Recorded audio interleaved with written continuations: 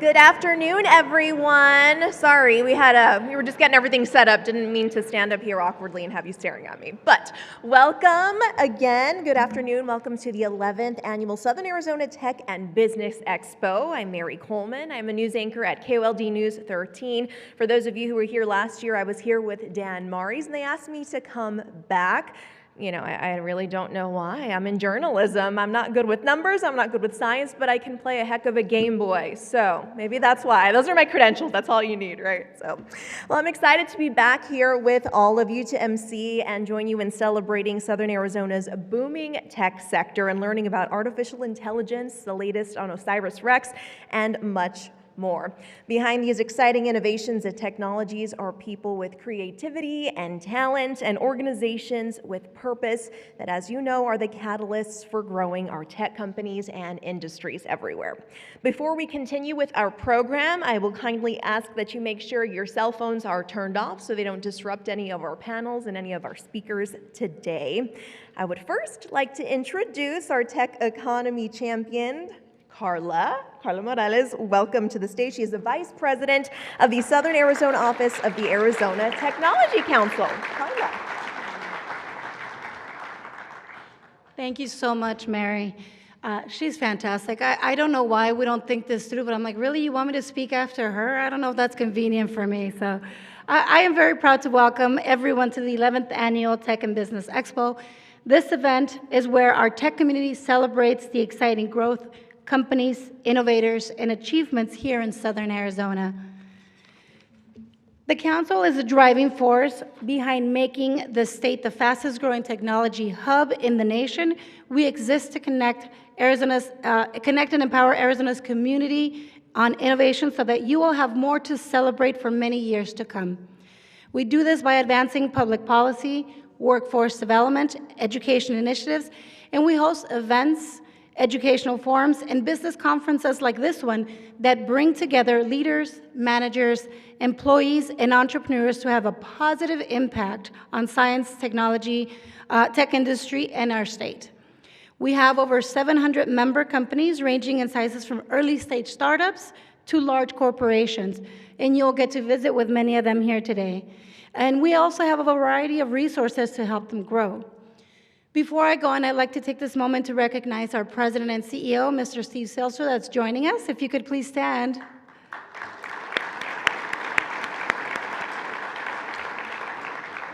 But it is important to know that we wouldn't be here celebrating without the support of our sponsors, our exhibitors, our volunteer, and our staff.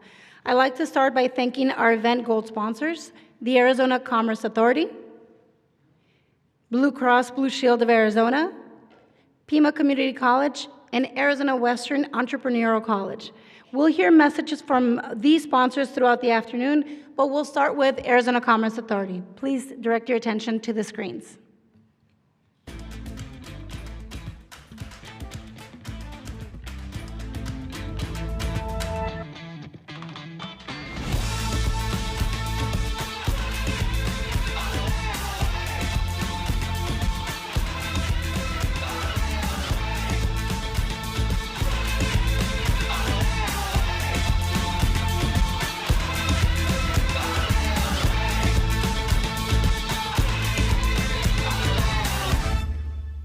Big round of applause for our great partner, the Arizona Commerce Authority.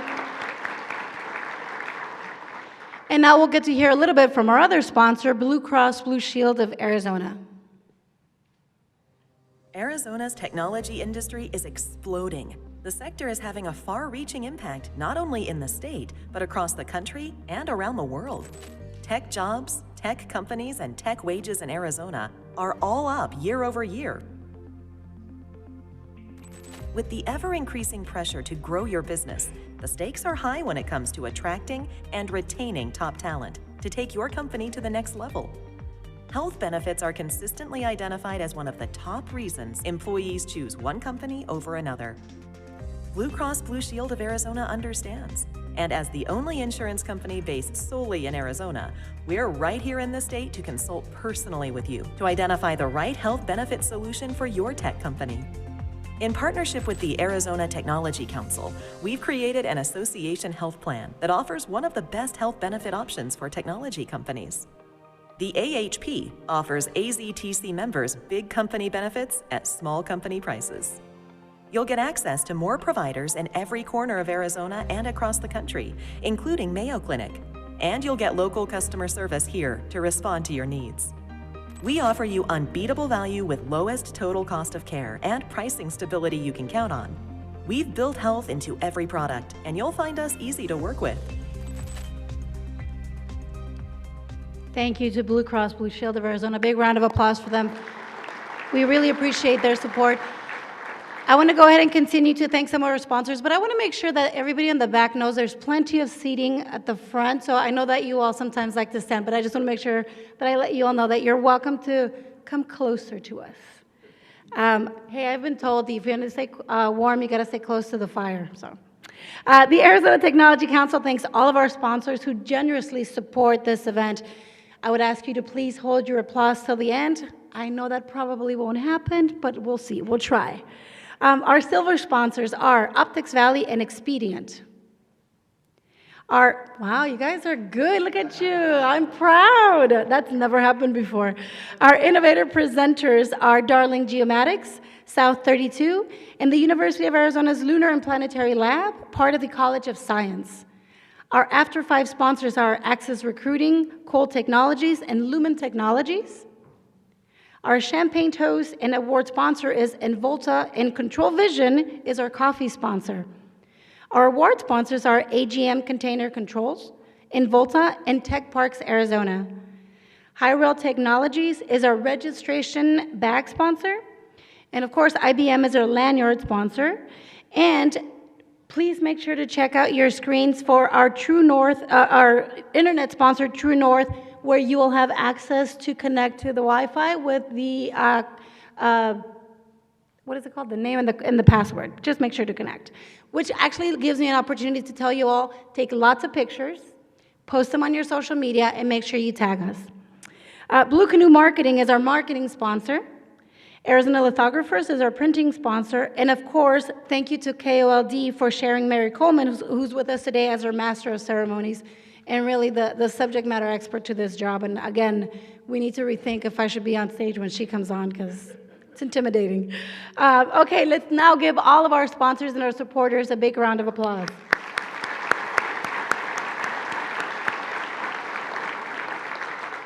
All right, now all of our volunteer Expo committee works for months throughout the year to plan this event. I'd like to take this moment to ask the Expo committee co-chairs, Chris Morrison with Imposition Technologies and Casey Carrillo with UA Center for Innovation to please stand. I know they're here, I saw them earlier. Oh, there's Casey. Thank you to both of you for your hard work and your commitment to making the success of this event. Can the entire Expo committee please stand to be recognized, and let's give them all a big round of applause. Expo committee, stand. I don't know why they're being shy today. They're here. And then, of course, our Southern Arizona Operations and Events Director, Jamie Nielsen, who organizes all of the people in the moving parts of this event so that we can all have a great day, a fantastic experience, and she does it so flawlessly and so calmly. So please help me give Jamie a big round of applause so she understands how much we appreciate her work.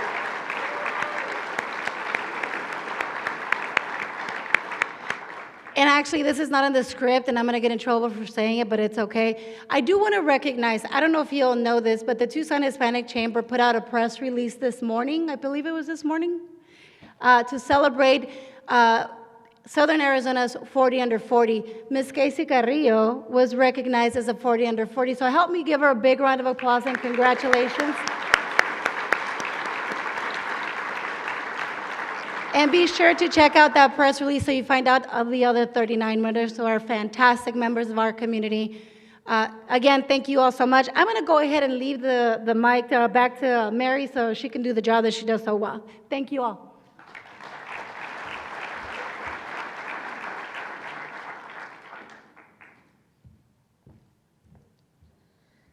All right, well, I'd like a show of hands this afternoon, wondering how many council members are here today. I know you were shy earlier, but hoping to see at least a couple of hands. Okay, we got a few of you, so they're not so shy now, Carla. They're warming up a little bit.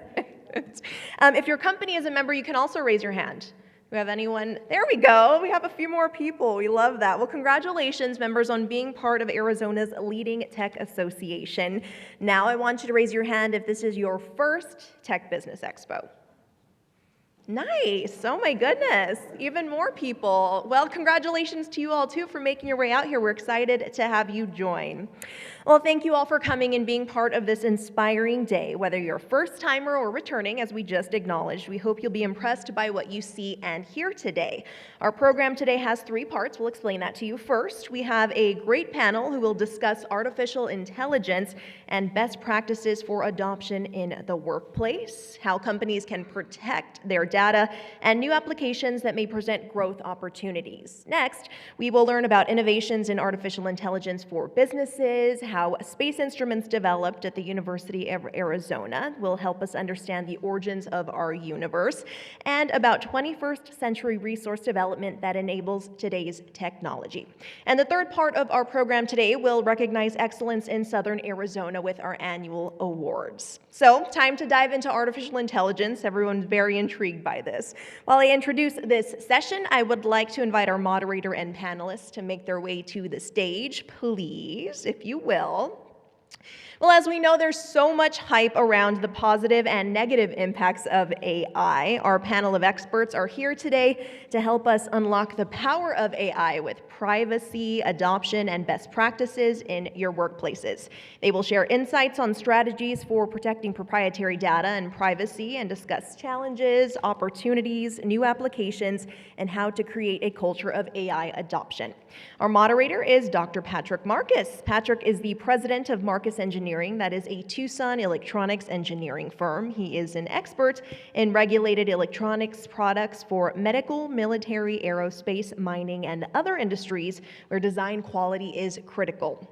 Patrick earned his PhD in biomedical engineering and Bachelor of Science in electrical engineering with honors cum laude from the University of Arizona. Bear down. He is also a graduate of the U of A's prestigious McGuire Entrepreneurship Program. Patrick regularly mentors engineers and entrepreneurs and is tirelessly dedicated to local business leadership and Arizona's entrepreneurial economy. So Patrick, please take it away.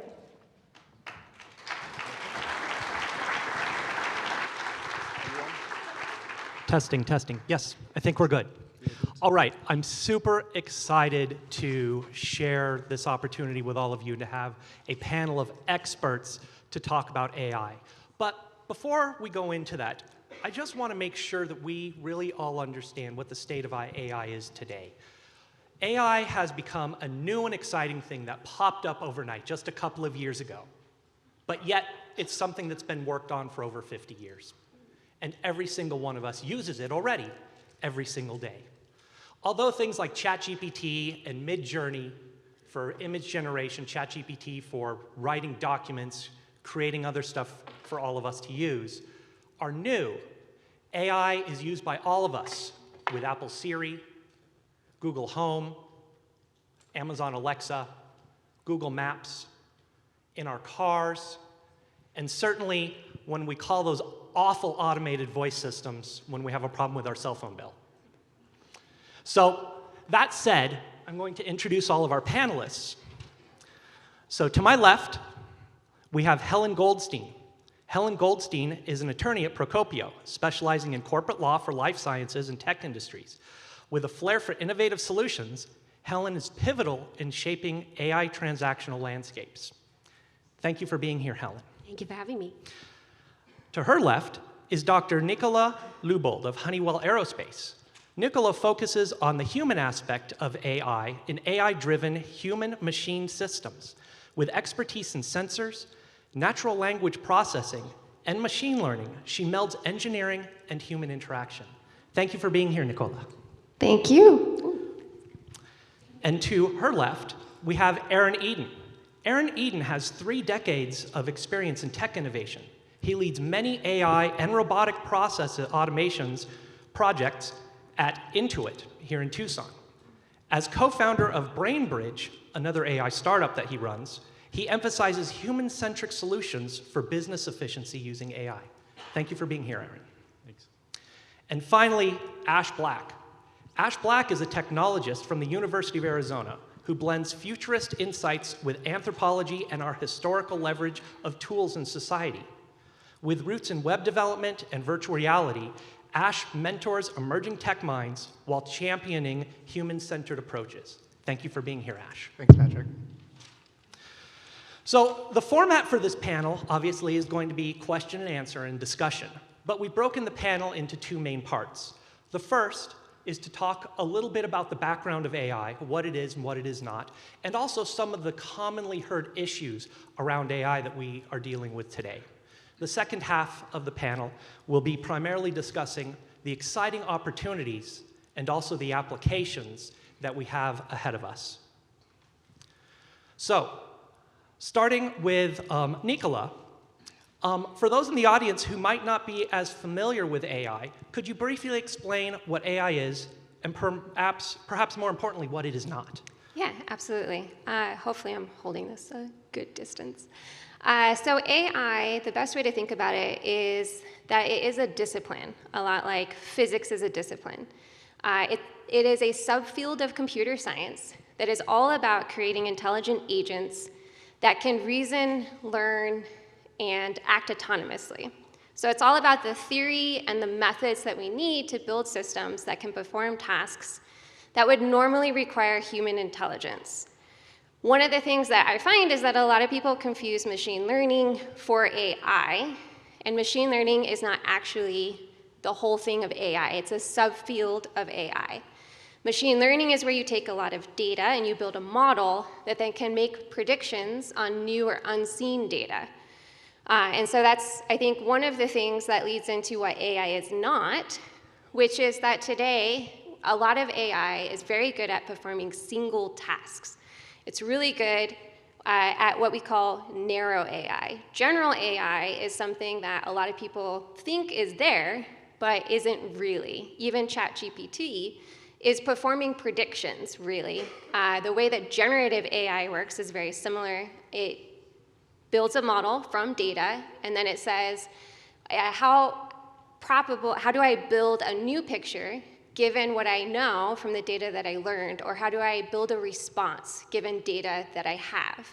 And I don't know, Ash, if you want to add anything to that.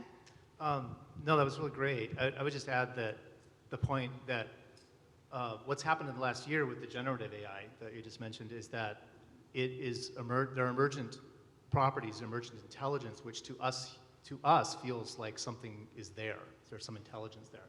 And so I'm just pointing out that the fervor for this discussion is because of this unsettling or this strange and also very potent, powerful emergence. And just kind of wanted to touch on that.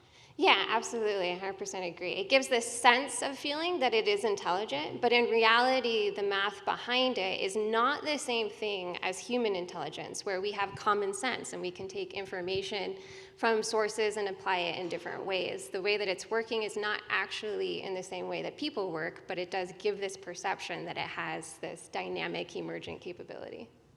So to follow up on the idea of the intelligence of AI, there is some concern out there that we might have a Skynet situation someday. And so for those of you who don't know Skynet, it was the evil AI computer that took over the world in the Terminator movies. Now, starting with Aaron, can you tell us a little bit about whether or not what this idea of Skynet means and whether or not it's a genuine concern? I have no idea, and nobody else does either. No, I think it's impossible to predict the future, and so in all sincerity, I don't actually know what will happen in that case. There's a lot of heated debate about whether these technologies, when you end up in situations where some of these autonomous agents can potentially write additional computer code to make themselves stronger and these kinds of things. Like, how do we control that? How do we make sure that these things that we're building are aligned with our values and the things that we care about as human beings? And so one side of the debate is do everything possible now to make sure that we have the right controls in place. Should that kind of thing happen and something sort of grows out of our control, that we've got the right policies in place to protect ourselves and these kinds of things. And the other side of the debate is really like, well, hey, we're building these things. We should be able to sort of continue to grow in the ways that are appropriate, and so we can maintain control about it, and so you shouldn't worry about it. So short answer is, I don't know, and I think it's prudent to make sure that you understand that both of those possibilities are likely, and you're ready for many different scenarios, because it could go in many. So Ash, what are your thoughts on that question? Do we have a Skynet problem? Well, so Skynet's an awesome metaphor. It's very popular, right? But it's really just one of many metaphors going back to the beginning of the 20th century. You think about Frankenstein, right? It's the same idea that we have a machine that's going to turn on its creator. And so we have that pretty well embedded in our culture. I think that the part of that cautionary tale that's really important is this automated, what Aaron touched on, where we're having the machines able to go do their own thing. That was the problem with Skynet, is that they turned over authority to it and said, here, you make the decision, right?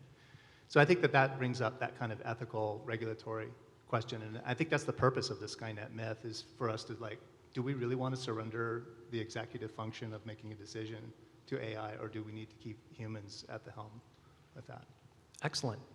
So shifting to a concern that's actually a little bit more present day, is associated with the job market and the creation of new jobs and the possibility of the removal of some jobs. And this question is for all of the panelists to answer, and we'll start with Helen, working our way down. And if you could briefly indicate, do you think that AI is going to take jobs away? And are there any roles that you foresee that AI will never be able to replace? Everyone has told me as an attorney that I'm going to be fired, and no one has fired me yet. I'm pretty confident that I'm safe. I think that this is always a concern. Anytime something new hits the market, we think to ourselves, well, we've no longer got use for the farriers who dealt with the horses' shoes, so it's going to take work away. I think really what it's going to provide is a lot more opportunities. And I think also as a service provider, it's going to stretch service providers, and I think that you should expect nothing less from service providers like your attorneys to understand what you're doing. So I think it's an opportunity. Wonderful. Nicola? I 100% agree. I think it's going to change jobs. I think a lot of the applications that we take and apply AI to at Honeywell is usually one of two types. We look at tasks that we can use AI to do more quickly, and we look at tasks where we can use AI to improve or optimize the human performance and reduce errors. In neither one of those cases are we taking a human out of the loop completely. Rather, we're augmenting what the person can do with AI. And the AI right now is still narrow, it's very focused, it's good at a single task. And so you still need that, what we call the human in the loop. And I think that's going to stay around for a really, really long time. I think there may be some jobs where the tasks change because of that, because of the human remaining in the loop. What they do is no longer quite the same as what they might do in the past, but that's how I think that's what we're most likely to see in the near term. What are your thoughts, Aaron? Yeah, it's staying focused on the human side of it. In my day job at Intuit, where I'm basically taking work that accountants and bookkeepers are doing on a daily basis and looking for opportunities to automate pieces of that, what ends up being elevated is their relationship with our customers and their understanding of what's important to our customers and their ability to build relationships and empathize with customers. And so I think looking for, there's going to consistently be tasks that are able to be automated that weren't able to be automated yesterday.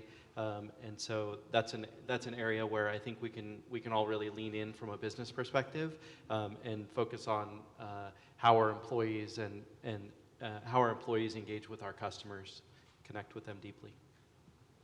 Ash? Yeah, I would just add that there already is a class of jobs that's fully protected from AI and automation, and that's sports. Our society doesn't have a problem protecting, keeping robots out of sports. It's funny, I tell my students, they're like, this is weird, but maybe like a good career choice is sports. They're like, what?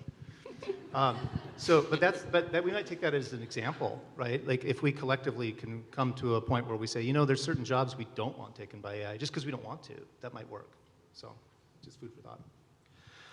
Well, I'd like to think that my job as moderator is pretty well secured, even though I used ChatGPT entirely to generate all of the panelists' bios that I spoke earlier. How did they sound to you guys? Were they okay? They were pretty good. They were pretty good. So another frequent concern, and something that I'm sure we've all seen, is deep fakes. And for those who don't know, deep fakes are when you have images or video that are complete misrepresentations of people, audio, or events that occur. And as AI becomes more sophisticated, this can become more of a problem. And it behooves us to become good at understanding how to recognize deep fakes. Obviously, if they seem ridiculous, they probably are. But from a more quantitative standpoint, Helen, could you speak to the legal implications of deep fakes and how they could be addressed? Well, I mean, it's already addressed, in fact. It's straight outright theft to create and then use a deep fake. So on one hand, you have Tom Hanks, who was recently subject of a deep fake, attempting to sell, I think it was dental insurance. And then on the other hand, you have maybe Kate Middleton being put in some rather compromising positions. In either case, that was meant to be funny. It's okay. I thought maybe something English would get you, and you'd be like, oh, in either case, you as a person have a right to your name, image, likeness. Right? Those are things which you own.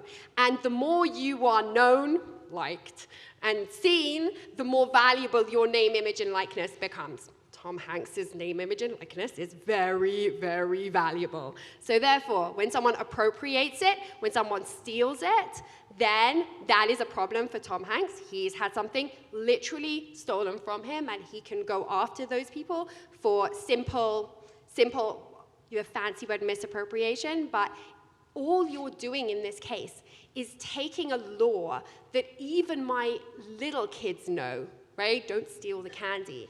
It comes right from the Bible, You're taking a law, and all you are doing is applying it in a novel situation. So sometimes it's not worth overthinking it, because sometimes the laws that we already have on the books are going to be great for being able to protect yourself against some of these things. Well, that's actually fairly comforting. Thank you for sharing that, Helen. For the rest of the panelists, how might we best prepare ourselves, and what other implications for deep fakes might there be? What other thoughts do the rest of the panelists have? Sorry, I thought that was my phone, and I just lost the train of thought. They're stumped by Kate Middleton in compromising situations. That blew all other thoughts out of my head. Right, exactly. Going once, going twice, deep fakes, concerns, implications, and maybe how to best recognize them. Yeah, I don't know about how to best recognize them, because that's the part that's actually really difficult about it, is that I think that's one of the strongest areas that's being researched right now, is how to actually detect whether something is a fake or the real thing. And they've gotten so good that it's really hard to tell. And so, yes, definitely with celebrities and those kinds of folks, but what's to keep somebody from deep faking you as the CEO of your small business to go and take market share in Tucson if they wanted to do that? It's become super easy to be able to do. And so I think there's a lot of people that are worried that the situation gets pretty nasty with being able to generate fake people all over the place. Yeah, I actually read recently somebody who said, if you think that you can tell that something was written by ChatGPT, you can't, unless it's a fake reference probably, because it's pretty bad at hallucinating those. But I do agree, and it is an active area of research to be able to say whether an image is a deep fake. I think, to Helen's point, being prepared to be able to defend yourself and know that there are laws out there that you can use is probably the first step, but hopefully some of that research will turn something productive that can be used to help people. So now we're going to shift topics ever so slightly to another consideration, which is AI hallucinations. So how many people in the audience have seen the show Punk'd? Anybody familiar with that? So the concept behind Punk'd was you kind of scam someone, trick someone in a public way, and you trick them, and you essentially publicly humiliate them. Well, ChatGPT punked the crap out of me a few months ago when I had heard many years ago a poem on NPR that I just really liked. It was about Superman and his love of saving people, but also a little bit about his inner darkness and selfishness and his love for being loved and always wanting there to be something wrong in the world so that he could still be loved and he could still save people. And I always wanted to find this poem, so I thought, well, maybe ChatGPT can help me. And so I got on ChatGPT and I described the poem when I listened to it on NPR and gave it as much information as I possibly could. And it gave me a poem. And I'm like, it found my poem. And it gave me an author. And I'm like, this is wonderful. And then, just out of curiosity, I asked it the same question again, and it gave me a different poem. And a different author. And then I thought, I'm glad I checked. This is sounding a little bit fishy. And then I went and I looked up those poems, and I looked up those authors, and they never existed. And they were never written. One of the authors was, in fact, a poet, but had never written anything like this. And so that really got to my core with respect to hallucinations. We have to be so careful in how we use that tool, especially in areas where it doesn't actually have any information. Because like a small child, it will try to give you an answer the best it can. And it may not know that it's lying to you because it doesn't know the difference. So that said, this is for all the panelists, how can we recognize hallucinations and best use AI appropriately so that we don't subject ourselves to hallucinations? I may be controversial here, but humans hallucinate too. And I think with the fake news that's been out there, we are hopefully all learning that you need to do a little bit of research before you read something, believe something that you read. And that would be probably the one thing, right? I mentioned that you're not going to always know that something was written by ChatGPT or by some other generative AI program. You're also not going to know whether something that somebody wrote on the internet is true, right? So doing your research, validating, finding one or two other references, or finding what somebody referenced and seeing if they pulled it out of context, right? That's been a very popular thing to do lately. One thing I would add to that is that as you think about these things like ChatGPT or Claude or whatever the favorite model is that you're interacting with, these are language models, not fact models.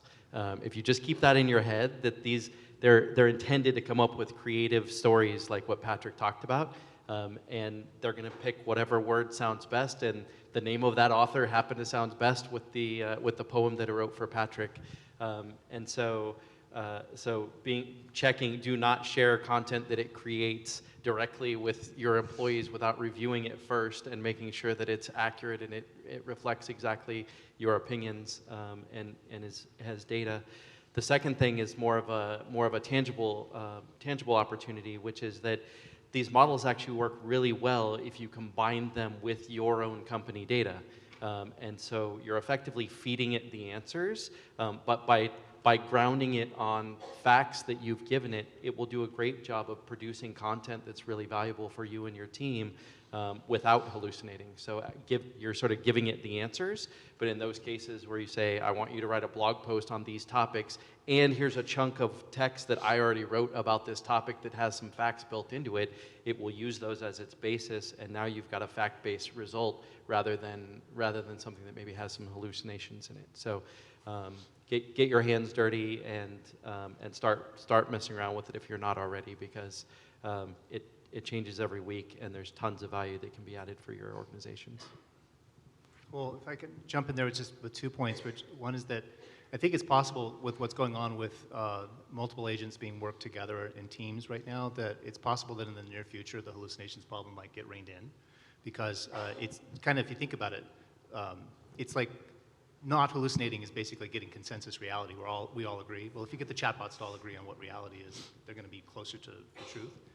And the other thing I would add is that I think hallucinations long-term can kind of be seen as a feature, because what it really is it's creativity and imagination. It's like, Patrick, you're talking about the child that will keep going and making it up. It's fascinating that the AI can do this. And so I don't see it as a bane. I see it as like a curious feature long-term, maybe a lot of potential for its creativity. I think that, number one, most standard consumers out there right now, Joe Smith on the street, is maybe treating some of the AI solutions that they're running up against a little bit like their calculator. You know, you put numbers into your calculator and it spits out an answer. Very few of us will look at our calculator and go, really? You know, we'll be like, oh, yes, this is the answer, right? And sometimes, even if it looks wrong, we're like, well, the calculator said it. So I think just educating people, just as you said, that these are language models and not fact, that's vital to get out there, especially to consumers. And if you are providing a service that has AI in it, telling consumers that up front, super important. I think the second thing to understand about hallucinations is their ability to tank your enterprise value. I don't know how many people in here are either buying AI, they're selling AI, they have a business that runs on AI. I can tell you that your AI can produce millions of right answers, but one hallucination will tank your enterprise value. It's really hard to swallow, because at the end of the day, it speaks to the value of the solution that you've provided, and it's those hallucinations that get the publicity. You know, no one is talking about all the times that ChatGPT gets it right, but everyone is talking about the times that ChatGPT didn't get it right. And I think part of that goes back to your point about communicating. If you are communicating that it's what it does right and what it might do wrong, then that can help. But if you're like, it's a right 100% of the time, and then it's wrong, you're gonna be burned. Right, you just have to assume that the people who are using your model expect that it is going to be right, and I think you need to out front tell them what your model does. You don't need to tell them. Sometimes we get it wrong in such explicit language, but I do think that you need to kind of raise that awareness with particularly the consumers you're working with. So something that goes hand in hand with hallucinations is bias in AI. And bias is always a concern because humans have bias. A lot of our documentation has bias in it. And if we are training our AIs with biased information, we are likely to get biased outputs. Now, this question is specifically to Nicola.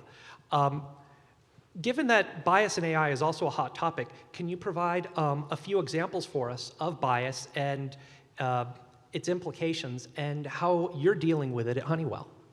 Yeah, so I think you hit the nail on the head with describing what bias is, right? It comes from basically the data that you feed into an AI model. How we pick that data, what that data contains, all of that goes into training that model, and then if your data had some bias in it, your model is going to be biased. And so one of the most popular examples of it was with facial recognition, right? Facial recognition has gotten a lot better, but the initial training for it was on a data set that wasn't representative of all populations and all races and all ethnicities, and so it did very poorly in the beginning on some populations. Voice recognition technology is the same thing, right? So the models they used to train it on, initially they only used male voices, and it failed terribly on female voices because it couldn't handle the pitch differences. And so one of the most important things is first figuring out what do you want your AI model to be able to perform in terms of what population are you applying it to? Making sure that the data that you're going to use is representative of that population. Even ChatGPT is biased, right? Most of the data, we assume, don't know for sure, probably came from North America and Europe. There's about 3 billion people today that don't have access to the internet. So their data wasn't used to train ChatGPT, right?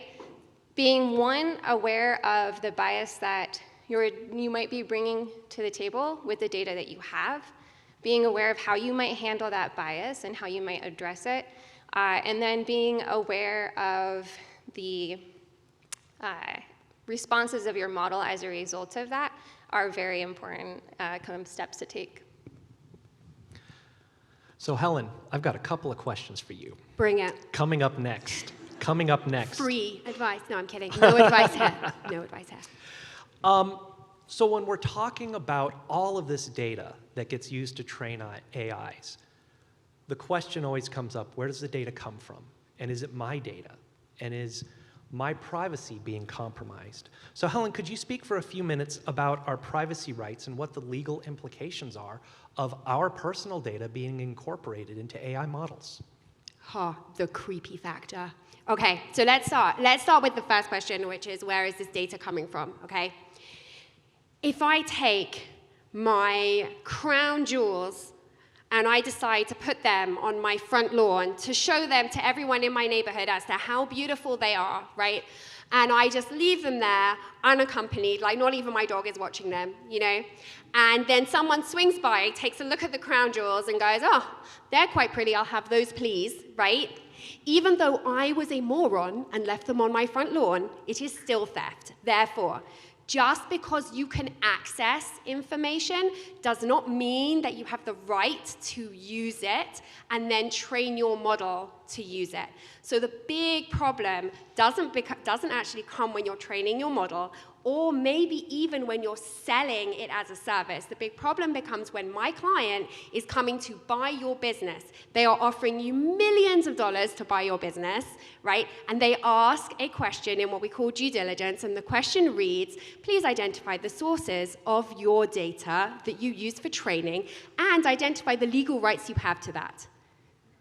Mic drop. That is a killer question, and it is often very, very difficult to walk out data that you have trained your model on. It's sometimes really easy in kind of a warehouse to be like, oh, that was actually delivered to the wrong place. It's that asset. It shouldn't be here. It should have gone next door. In AI, when it becomes integrated into the model, it's really difficult to pull that out. Moving that onto privacy, I think that people are now wising up to the fact that they have, for many years now, been putting their crown jewels out on their front yards, right? People are really recognizing the value of the data that they have given over. And so nowadays, we are bombarded. Every time you open a new website, you are bombarded with a million questions. We want you to approve. We want you to say that you have read our privacy policy. Please scroll through the privacy policy. Tick at the bottom. Oh my goodness, right? And then we'll have pop-ups, and we'll tell you all about our cookies. I make so much better cookies than that, right? Like, we'll tell you all about our cookies, and then we'll keep reminding you, and we'll have check boxes, and people are getting really overwhelmed by it. So the advice I give to my clients is to ask themselves the creepy factor, right? Stop, take a breath.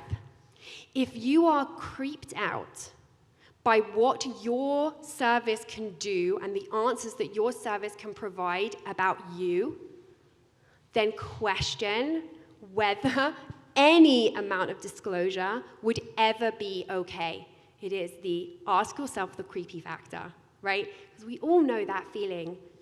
Even if we ticked every single box, there's a creepy factor to it. So I would say that there's a million laws out there, and just ask yourself some really common sense questions. So let me offer a challenge to the concept of the protection of the data, the training data, and who actually owns the training data. Consider the situation where I'm an aspiring young artist and I go to the Louvre, and I go and I look at all the beautiful paintings and I absorb them into my brain, which is a neural network, and I am inspired by these paintings. And then I go home and I make my own paintings, which are culminations of the techniques and the thoughts and the processes that thousands of artists before me had used. Where do we draw the line between the copyright of the ingested data versus the creativity and the derivation that the AIs create? Me too? You or me? Sure. Bring it. So Briefly. Briefly, okay, sorry. So right now, there's definitely a discussion as to whether or not AI can itself be creative and therefore create its own copyright. And so this is kind of an area where law is certainly developing. I think that there is an incredibly big difference between a human taking information and putting out their own creative process versus AI doing it. And I do think that the Supreme Court, who recently called themselves the 4 biggest experts on the internet, they were being ironic, I do think that this is a question that's going to reach them, and for the time being, I would definitely urge caution. So very quickly, the other panelists, between the side of the training data is copyrighted and it is owned versus the training data is inspiration and derivation from it is free to use by the AIs, where do the other panelists stand in about 10 seconds each? Yeah, I think that that's exactly what makes us human and makes them the AI, is that we can be inspired, but what an AI has to do is they have to copy it into a database. And that's what copyright law is for, is to say you don't have the right to take it and do something with it. So that's our purview. I was just going to say I agree. The only thing I would add to that is that my assumption is that within the next few years that most of this goes away, most of this debate goes away, because there's tons of companies that have realized that you need to be careful about this and are now building models based on data that people have said it's okay to put in. And so generally, I think the models where that kind of thing is happening are gonna sort of fall by the wayside, and we'll have things that are trained on data that's been approved. Okay, and so this is going to be my last question for Nicola on the topic of privacy and copyright. How is Honeywell dealing with these issues? With very good lawyers like Helen here. Transparency is a huge piece of it, right? So being transparent with the users whose data you want to use, as well as being transparent with the users of the models of whatever AI application you're intending to use it for. A lot of our work, though, relies on data that doesn't come from people. So we do a lot of AI on, chip design and things like that it doesn't actually originate from a person. So there's also that kind of element of or aspect to AI that you can consider, that so not all data originates from people. So we don't always have this particular challenge, but when we do, it's making sure we have all of this stuff in place beforehand, that we own that data, we can do something with that data, and that we are transparent about where we got the data and how we're using it. Awesome. Okay, wake up everyone. We are shifting gears now. Now we're going to talk a little bit more about the opportunities and the applications of AI. So the first question here is going to be for all of the panelists. Again, let's try to keep it brief because we've got quite a few more awesome questions to get through. We're going to start with Ash and then work down the line. Ash, what do you think are the most significant opportunities for society that AI is going to unlock? I just would share that broadly what AI can do is it can take any phenomenon in the universe that can be mapped to be represented with data, ones and zeros, or some symbolic set, and it can get to the bottom of it and understand it. So that would be like, obviously language it works with, but it could be the animal calls of wolves, right? There's something that can be understood because there's a pattern that recurs. And so I think we get to talk to animals soon. So Patrick, I think it just means that broadly we have this incredible power to understand the universe. I know that's not specific, but it's pretty much. No, that's a great answer. I think that if you use ChatGPT as an example, it's basically like having an intern in your pocket for every job across the entire planet in every language. And it'll get better than being an intern in the near future. But today, companies are seeing 20, 30, 40% performance improvements with teams that are applying these technologies in their day-to-day work. Being an extra brain, being an extra set of eyes to review something that you already did, it works really well in those cases. So I think the biggest implication is really around our productivity and our ability to, like I said before, focus on our relationships with other people and get the technology out of the way. I think that's going to be the biggest impact for us. Yeah, I don't know if I have anything new to add to either one of those. I would say time, right? Getting time back is one of the biggest benefits that I think that we can leverage AI for. And then I also agree with Ash in terms of being able to understand things that right now the data is too much for us to be able to process alone. Yeah, I mean, in that field, I work with a lot of life science companies, and so I've just seen them do phenomenal things in terms of drug discovery, being able to screen millions of molecules in the space of time it would have taken like years. So, yeah. Awesome.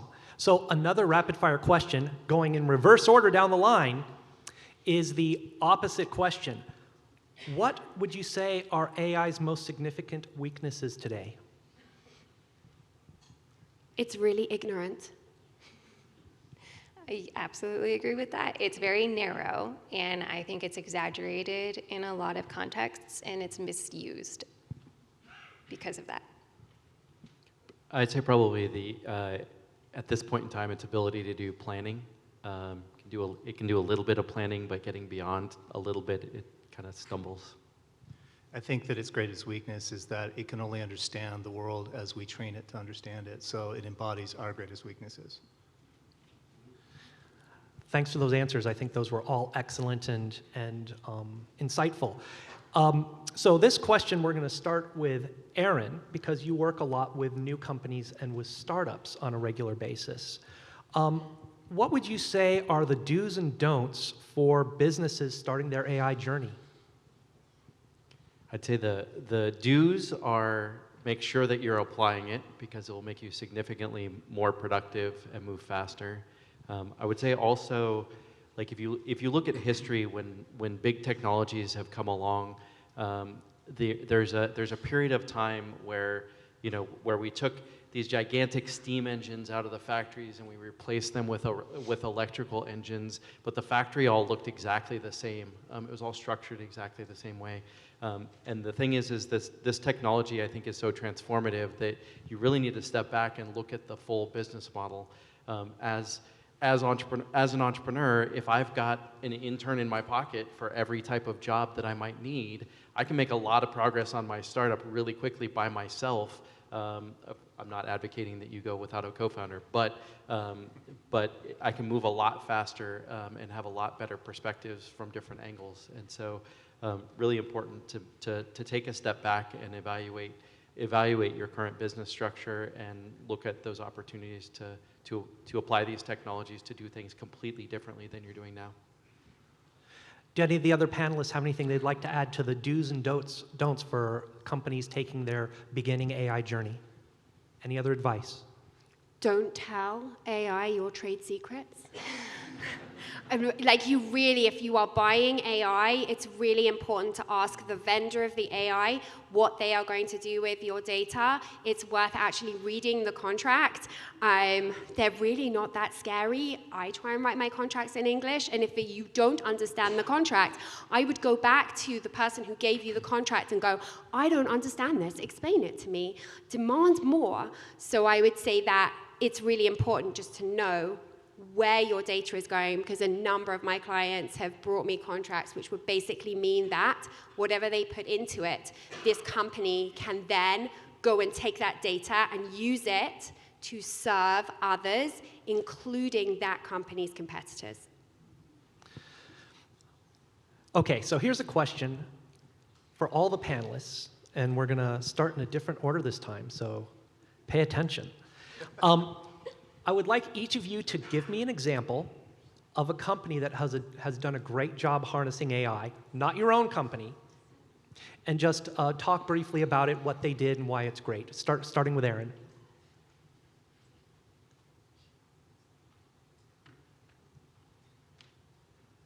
Who goes first? Starting with Aaron. Oh. So Aaron, that would make you first. I'm spacing the name of the company. I was just watching an AI engineering conference video yesterday, and this company, I'll think of the name and share it with you guys when I do. They had basically they want to create a personal assistant. It can book meetings for you. It can respond to your emails. It can kind of handle that kind of stuff really easily. What they did was, rather than building up a team that could build AI models and these kinds of things, they started building AI agents that could handle those individual tasks. And so they started by building an agent that could write code specifically around understanding the context of specific emails. And then they created another agent that had another task. And the way that they built this up is a whole set of agents that can handle all these little tasks. And basically, they're building an orchestration to connect those things together and allow the AI assistants to sort of do these higher order tasks rather than the small minutia. But because of where we are in the capabilities of the technology, it's a perfect way to leverage it. And so it goes back to the comment I made before about kind of rethinking things, rethinking how you would build that business, rather than trying to build up a team of people that could help design all of that and implement that. They started building a set of AI agents that could help them with accomplishing those tasks. And Nicola, how about you go next? Companies that have done a great job, a company that has done a great job implementing AI, not your own. That is a very challenging question because most of the ones that come to mind are obviously the big ones, right? And they have done both good and bad, right? Google has done a lot of really great things with AI. And then sometimes they haven't always been as successful. But so not picking one that everyone might know, but probably one everyone has heard of, is the Roborock vacuum in your home. So this is one that I am personally a huge fan of because if you ever had one of the early ones, they were really bad. And now with AI, they have gotten tremendously good at being able to vacuum your home. And now I sound like a commercial for them, but they are really good. And I would say they've done a great job of transforming how well their tech works. Ash. So a company that I think has done a fantastic job with their AI strategy is Adobe. So Adobe makes Photoshop and Premiere and all that. And what happened was about 1.5 years ago or so, the generative AI image market started to happen without them. And instead of panicking, what they did is they came up with a strategy where they would train their AI on imagery that they could license properly so that they don't have the problem of scraping the internet and the crown jewels on the lawn thing. And their AI is pretty competitive. With their image generating AI is pretty competitive with the other the other upstarts. And I think they're going to do really well because it's built right into Photoshop and they got it right. And so it may not have been what you were exactly what you're looking for or asking for, but I think that's a company that got it right on AI. No, that's exactly what we're looking for. Helen, your turn. I am constantly inspired by what my clients bring me. And I wish I'd have known you were going to ask me this question because otherwise I'd have asked permission to share their names, which I didn't. But I think one of my clients, the reason why I think they're so good is that they have an AI solution in kind of the life sciences space. And it's really complicated, but they do a great job of empowering the scientists who are using it. So it's not just about those scientists plugging in their information. They spend a lot of time teaching their scientists how their AI works so they can get the best application out of it. So adding that kind of value add to the AI, I think that's pretty inspiring. Thank you, Helen. And thank you for the rest of the panelists for answering that question. Now, Nicola, I'm going to put you on the spot specifically about Honeywell to the extent that you can speak to it. Can you tell us how AI has transformed Honeywell's operations in the last couple of years?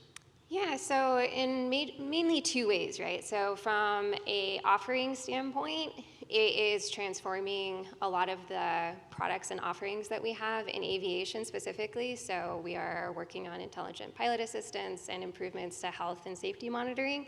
And in terms of acting on sustainability, we're applying AI in different ways to help with fuel efficiency, reduce emissions, and help with energy management in aircraft. So seeing it being applied in those ways for our customers is, I think, been a very exciting transformation to see. And then we are also applying it internally. So a lot of our business divisions in legal, in contracts, in supply chain management, and in our engineering departments, and even most recently, right, we are looking at how we can use generative AI to help improve productivity of software developers. So it is a time saver, to the extent that we can leverage it, but we are also being cautious about how we move forward with that.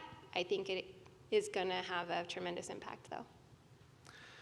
Starting with Ash, what is coming around the corner in the next 6 to 12 months that you are most excited about in the AI space?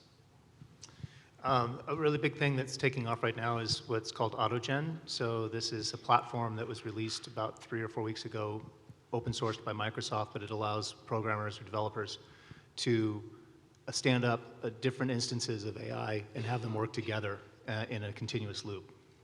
And so there's a lot of really interesting automation possible with that. I think the next step is obviously like the fulfillment of the co-pilot paradigm. So our computers in the next 12 months are going to become completely capable of doing the tasks that we just speak in natural language to. Because right now we're kind of talking to ChatGPT and being stunned by the fact that it talks back.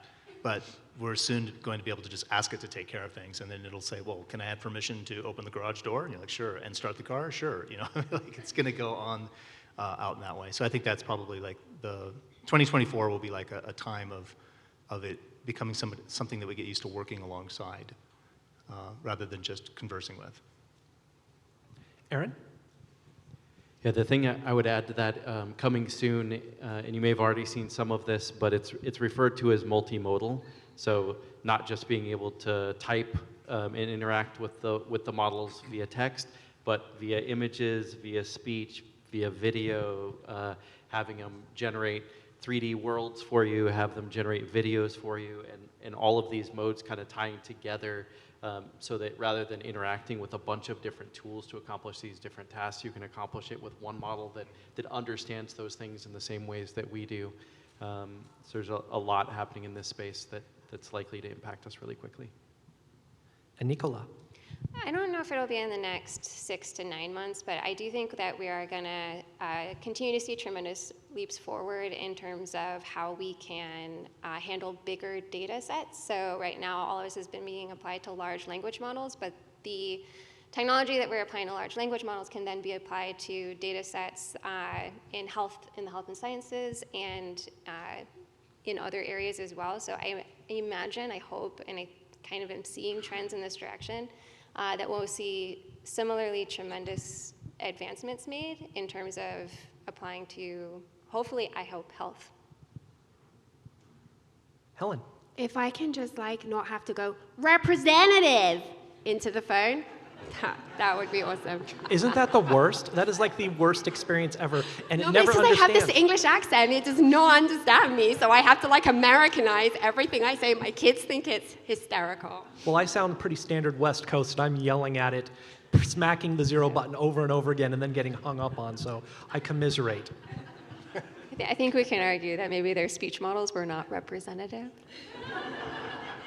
Or they were developed by interns. No offense to the interns in the audience.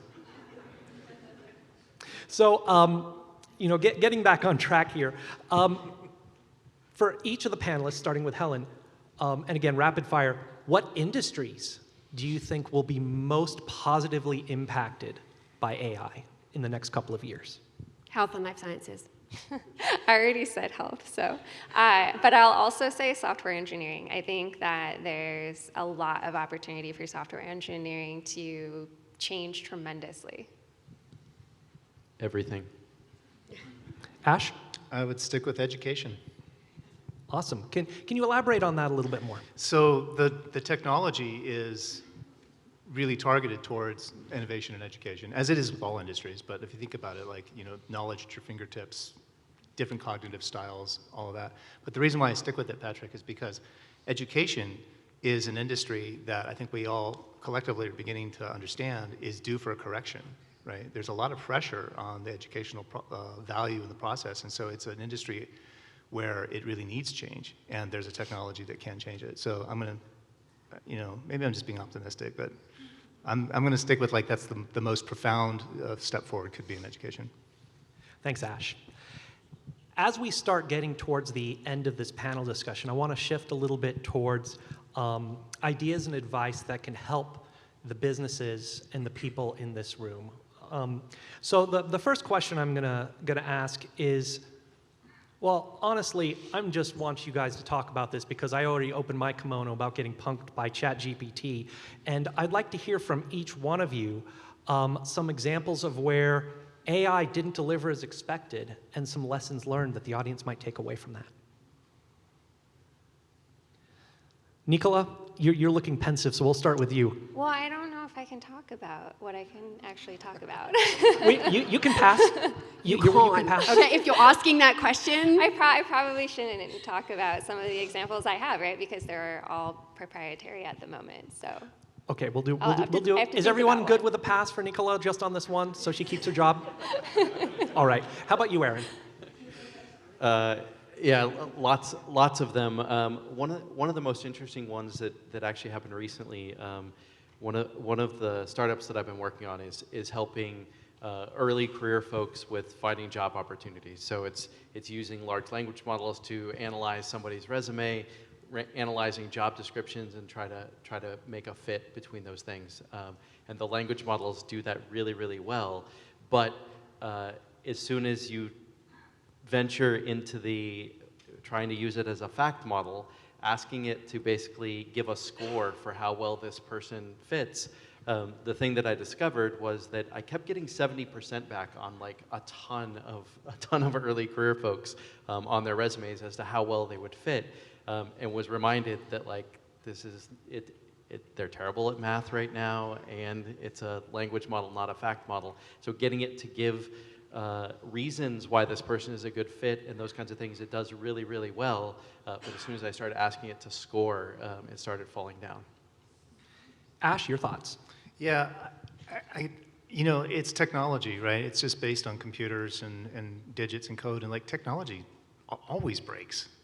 It's always letting us down. That we should never forget that, especially as we're like spinning up more and more complex systems. So I'm going to take a pass and instead of finding a particular example and just say like, it's a computer. If you think it's going to work every time, like just invite somebody in and say, hey, I want to show you this thing, and it will fail.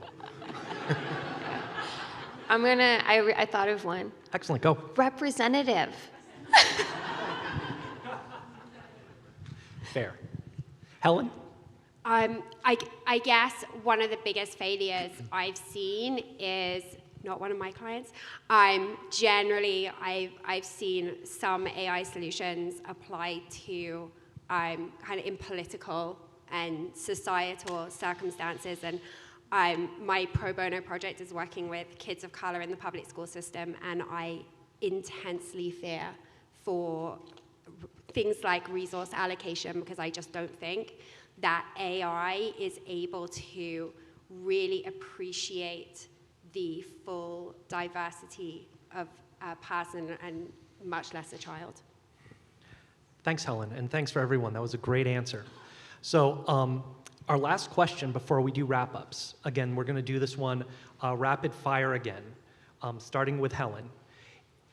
With all of the rapid advancement in AI, it's very hard to keep up with. For all the small businesses in the audience, what advice can you offer to being able to keep up and not fall behind as this technology progresses?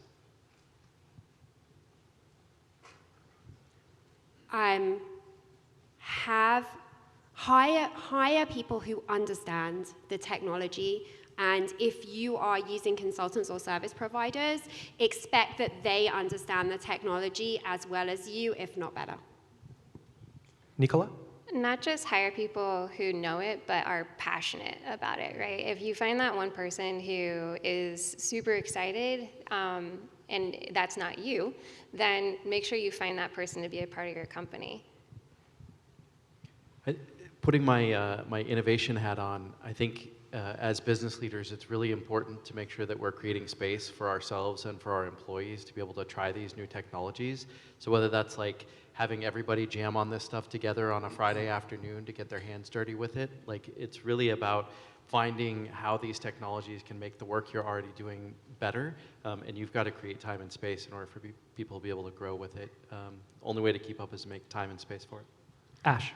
So if I can make a shameless self-plug, at the University of Arizona, we're building a student internship workforce program so that we can get these young people who've got this digital talent and orientation out working with the community. and hopefully mature, but also bring with them AI skills. I know that's a little bit salesy. So the other one is keep an eye on YouTube. YouTube is a really awesome source of information, and here's why. The people who are YouTubing about AI are the passionate ones, like you're talking about. They post constantly. And the way that you can tell that it's working is that I constantly see stuff that's a day old. And then 3 days later, 7 days later, it hits mainstream media. So you can kind of validate whether the YouTuber is hitting it or not. But that's my best news source for AI news, is people who are just like picking it up and using it. Thank you. Okay, now we're getting to concluding thoughts. So here's what we're going to do. I would like each panelist, starting with Helen, to take 30 seconds to provide a concluding thought. I'd love to hear each panelist share a brief vision of the AI future, either optimistic or cautionary. 30 seconds each. Helen, go. AI might be intelligent, but as I said before, it starts out super ignorant. And it's going to rely on the data that we provide it. So I urge everyone to make sure that they own the data that they are supplying into AI solutions, and to remain the human in the room. Because at the end of the day, there are real humans who are going to be impacted by many of the solutions that we are creating. And I'm excited by that, but I want to make sure that there's always a human in the loop. Absolutely agree with that. And towards that, which is not a vision of the future, but something I wanted to say is if you're thinking about applying AI, think first about the tasks that you have either within your company or that your customers have, and focus on the task first. Don't focus on, oh, generative AI, ChatGPT, how can I use this? Take a step back and say, what are the tasks that we are doing? And are any of those tasks going to be made better by AI? And then that gives you an opportunity to also define metrics around whether or not it is actually helping you. Because there is a lot of conversation around, oh, apply AI, it's cool, go do it. But that might not actually be useful for you or useful for your employees or for your customers, depending on what it is. So if you start with the tasks, then you might be able to figure out how to also integrate and make sure that you stay human and that you are actually supporting the people and not just making their lives harder by throwing some kind of AI solution out there that somebody told you would be great. Earlier when Patrick asked which jobs I thought were going to be impacted, I said all, and it sounded like it might have been a joke, but I think that every job has opportunities in it where there's individual tasks in that job that can be automated or that can be partially automated. And so I think it's super important to make sure that we're honoring the human side of it and understanding that probably all of us are going to be in the situation where we're going to need to be reskilling, or our employees are going to need to be reskilling for different things that are happening, and honoring the fact that we as human beings are all going through that together. And make sure that that's why my suggestion before about how to move forward with this is to create space. Create space with your employees because you're all going through the same thing together. Yeah, and I'm going to go with an optimistic vision. So I have a vision of our future in which humans and AI live in harmony side by side, solving an incredible amount of problems. I think that what makes this work is that I think what's happened is that humans have kind of evolution is forcing our hand, is what I'm trying to say, because we've created machines that are smarter than us at some point.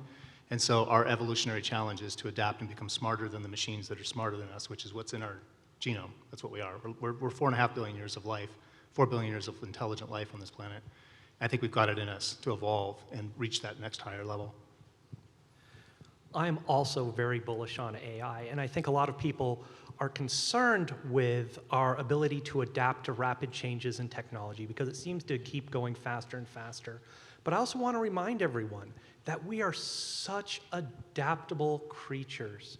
We can adapt to such sharp changes in our world, whether it be a war, whether it be the loss of a loved one, whether it be the loss of a job.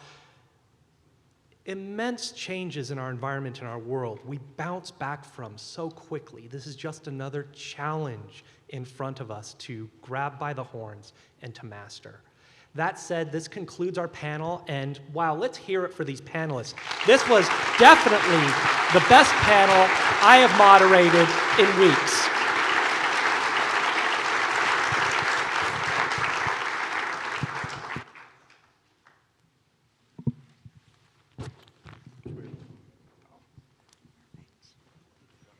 Thank you so much, Patrick, Aaron, Ash, Helen, Nicola, for helping us break through the hype and understanding business applications for AI. So ChatGPT just asked me to remind you to silence your cell phones, please, if you don't mind. We would appreciate it. Now we want to hear from our gold sponsor, Pima Community College. We've got a little video for you.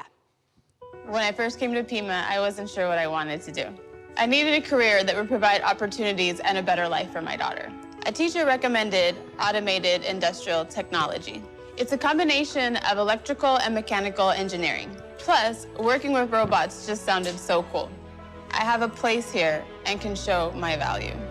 When I graduate from Pima, I'll transfer to NAU and get my BA in industrial leadership. At Pima, my someday is today.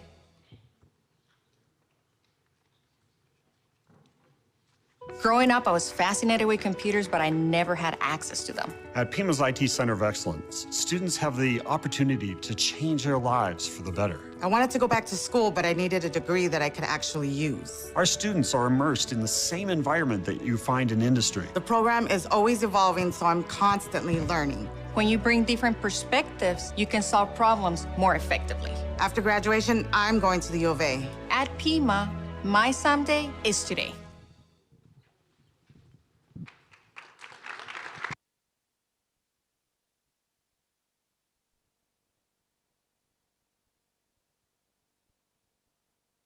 There we go. In the next part of our program, we will hear from 4 Southern Arizona innovators. Our first innovator presenter, she has an amazing name. Her name's Mary. Mary Darling. Mary is the CEO and a founding principal owner of Darling Geomatics. Here she is. She's joining us. She is the current co-chair of the Arizona Technology Council AI Ecosystem Committee and is her company's technology lead, driving innovation and growth through specialized expertise in digital twins and AI. Mary Darling is a hands-on manager and licensed drone pilot who has participated in complex 3D laser scanning, land surveying, drone and environmental projects throughout the US, Mexico, and even Turkey. Mary is also a community leader for STEM education, girls in STEM, women in tech, and opportunities for veterans. Mary.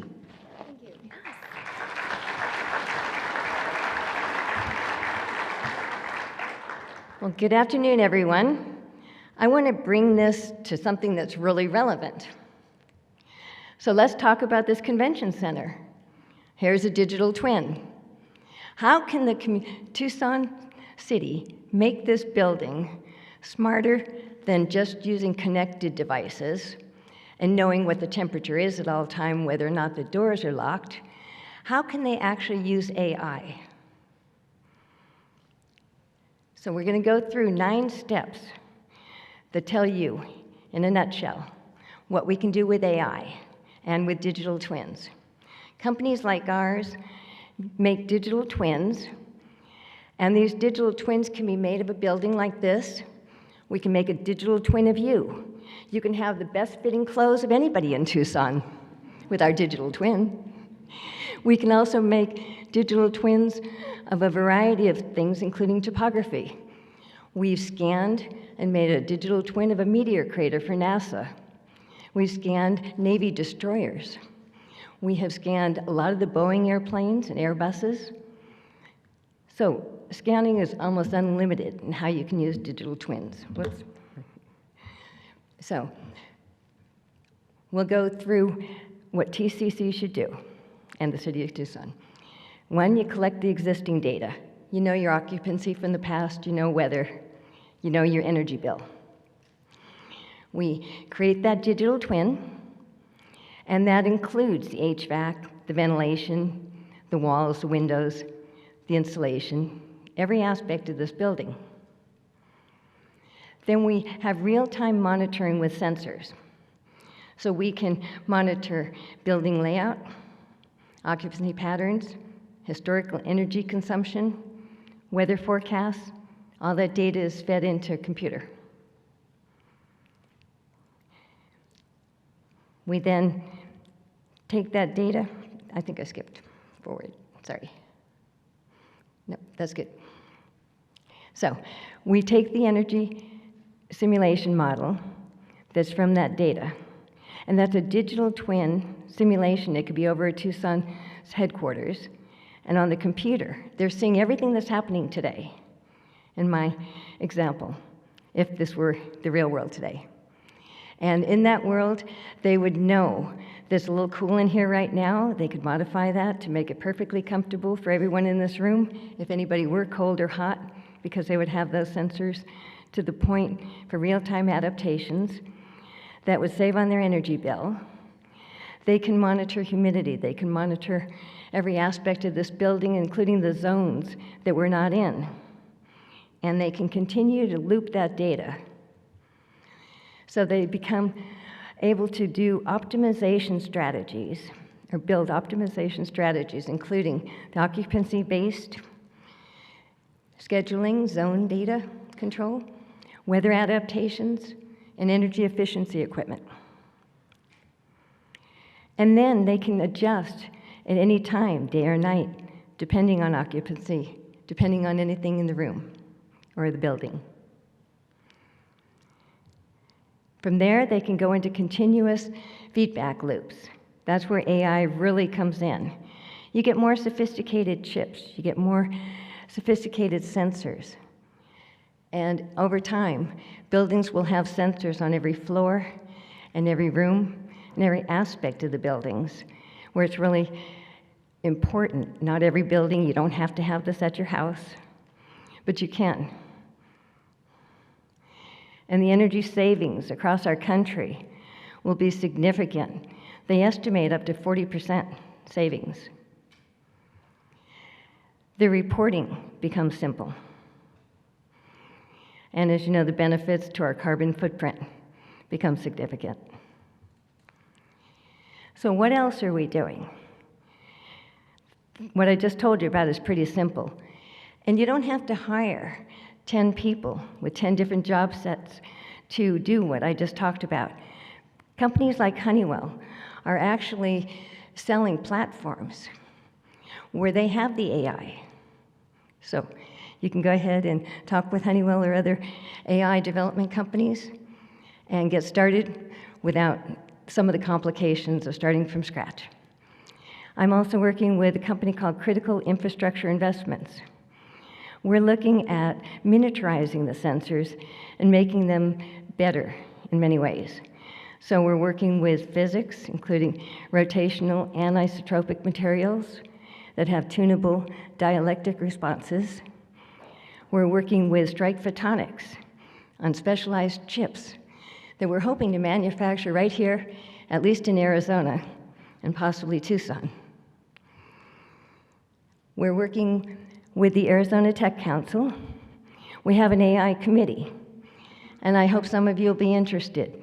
We're going to have working groups with healthcare, with defense, with supply chain, with energy, agriculture, and more. And then with education, as Ash mentioned, there needs to be a revolution in education. So we're working with JTED. We're starting an AI curriculum at the high school level. We're working with Pima College. We're working with some of the other four-year colleges, getting AI as a degree. And then we're going to the Arizona U of A, ASU, and other four-year Arizona colleges, including NAU. All these colleges will have these new programs, not only in AI, but we're working on what's called metrology. And because our company is a measurement company, metrology is measurements at a level that is thinner than splitting hairs. And so we're looking at nano measurements. And we'll be getting this curriculum into the schools. So that wraps it up, but there's a lot more to show you. So I want you to come by booth 47. And we'll show you in detail. We can flip a digital twin model, show you all aspects, and let you examine it for yourself. Thank you.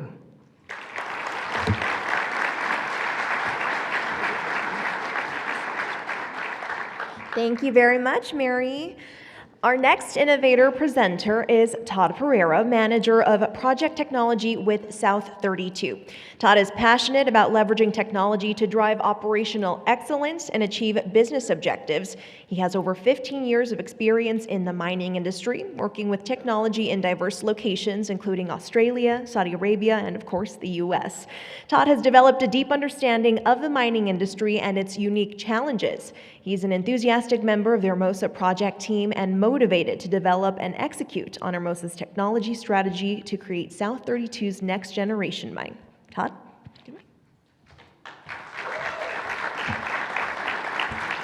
Thanks, Mary. So as Mary mentioned, I'm Todd Pereira. I'm here from the South 32 Hermosa project here in Arizona to speak to you how we're mining the future. We're doing that in a few different ways. Two primary ways that we're doing that is that the minerals that we're mining and how they'll contribute to the future of America, and the technology we're using to do that. So firstly, a little bit about South 32 and who we are. We're a global mining company. We have operations in Australia, Southern Africa, and South America, and we hope to soon have an operation here in Arizona. We employ more than 9,000 people, and we have a focus on commodities that are critical to contributing to a low-carbon future. The Hermosa project specifically has two minerals that are listed on the federal government's critical minerals list. The importance of this is the reason that they're on that list is that we're currently reliant on external supply chains like China for these minerals. Having the ability to extract these minerals here in Arizona reduces the reliance on foreign entities. Manganese and zinc have critical roles to play in battery electric vehicles and low-carbon future technology. Why we need to be different when we're approaching Hermosa. In the mining industry, 66 to 84% of digital projects fail.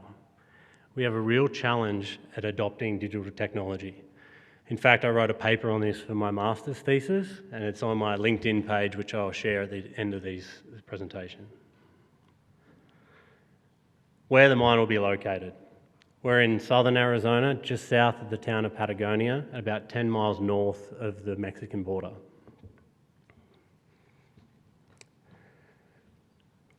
Why this mine will be so important to the county that we operate in, Santa Cruz County. We'll be creating over 1,000 plus family sustaining jobs.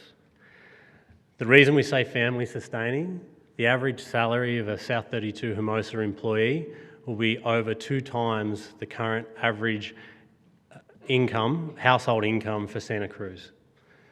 Make a significant impact on the people in that community. With a strategy on sourcing local suppliers first, will make an impact to the suppliers in Santa Cruz County as well.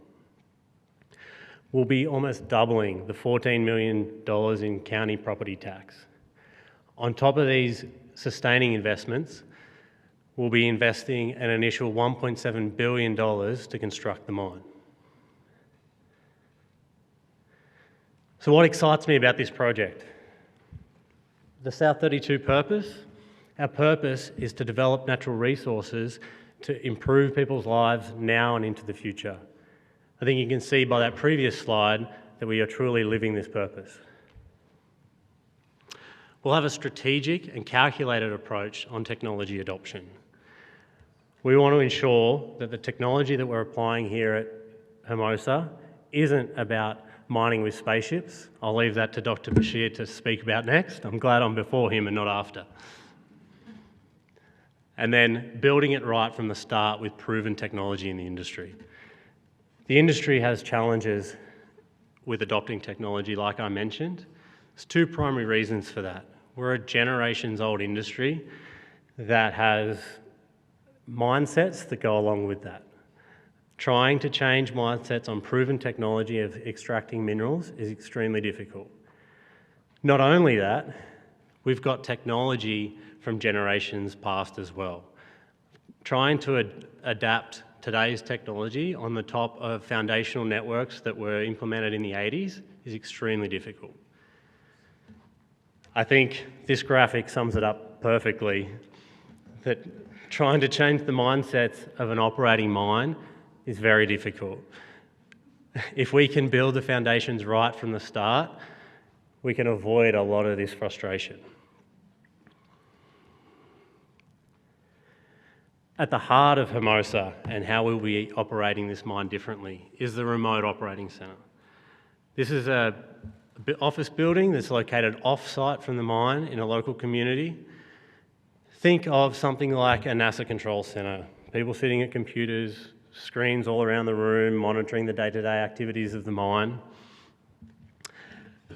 And we'll be employing people in this building from mining engineers, metallurgists, varying degrees of scientists, right through to college-educated accountants, or even employees straight out of high school that we'll train up ourselves. What's important about this building, you can see from this picture, we're able to remotely operate autonomous equipment in the underground of the mine. How that works is traditionally an operator of a vehicle, perhaps in the underground, would be sitting in the cab of that vehicle underground. We're able to replicate that cabin on the surface in the remote operating centre, have them sit in a climate-controlled environment and operate actually multiple vehicles at once, as the vehicles will run in autonomous mode and only need interaction at various tasks throughout the day. This also allows the operators to stand up from their chairs, interact with their colleagues, and exchange information. The key I want to get through to everyone in this presentation is that mining is no longer pickaxes and dirty underground work. We are on the verge of technical advanced roles. I've built a career out of mining in technology. I grew up in a small country town in Australia of 3,000 people. I always thought when I was studying a career in technology in the city that I was studying a career that was going to tie me to the city life. Mining has given me the opportunity to work in the middle of nowhere all over the world. It's been a very rewarding career, and I call on each of you here to think about how your skill sets could be applied to the mining industry. We need all of the technical skills that are available to us to take mining into the future. Like I mentioned, my name's Todd Pereira. Here are my details and LinkedIn contacts. I'll also be at booth 1 at the South 32 booth, and please visit our website if you've got more information. Thank you for your time.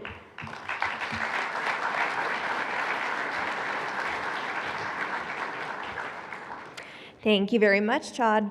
Our third innovator presenter is Dr. Osiris-REx. Bashar is a senior staff scientist at the Lunar and Planetary Lab at the University of Arizona. He has worked as an applied physicist in a university R&D setting for 40 years. At LPL, he has worked the entire life cycle of 2 remote sensing instruments on robotic landers, the Cassini-Huygens Descent Imager, Spectral Radiometer, and the Osiris-REx camera suite. His focus has included spacecraft and imaging system design and development, test, calibration, planning and operations, data processing, and analysis. Very exciting. Doctor, take it away.